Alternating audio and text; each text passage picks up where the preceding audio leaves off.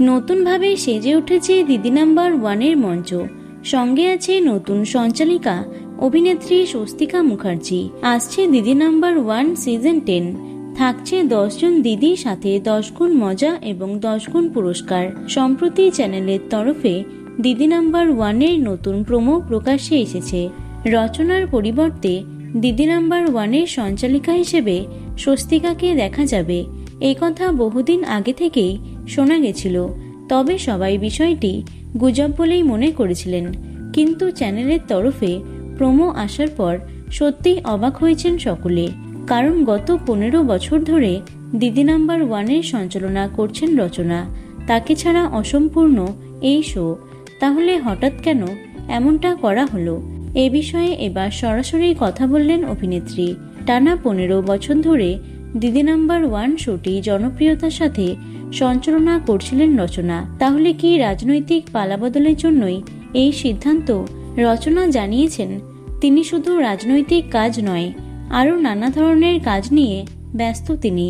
অভিনেত্রীর কাজের চাপ তো রয়েছে, তবে এটাই প্রধান কারণ নয়। অভিনেত্রীর দাবি এটা চ্যানেলের সিদ্ধান্ত ছিল, কারণ ওরা এই অনুষ্ঠানকে নতুনভাবে সাজাতে চেয়েছিল।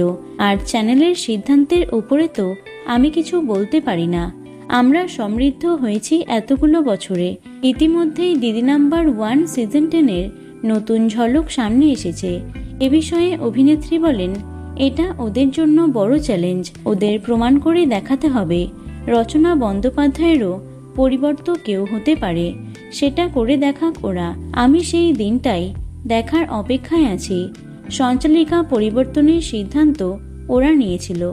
আমি আমার সবটুকু দিয়ে এই অনুষ্ঠান করেছি। রচনা আরও বলেন, এই শো আজ যে জায়গায় দাঁড়িয়ে রয়েছে সেটা আমি ছিলাম বলেই এবং আমার অবদান ছিল বলেই এই পর্যায়ে এসে পৌঁছেছে। দিদি নাম্বার ওয়ান থেকে তাকে সরানোর জন্য স্বাভাবিকভাবেই মন খারাপ অভিনেত্রীর।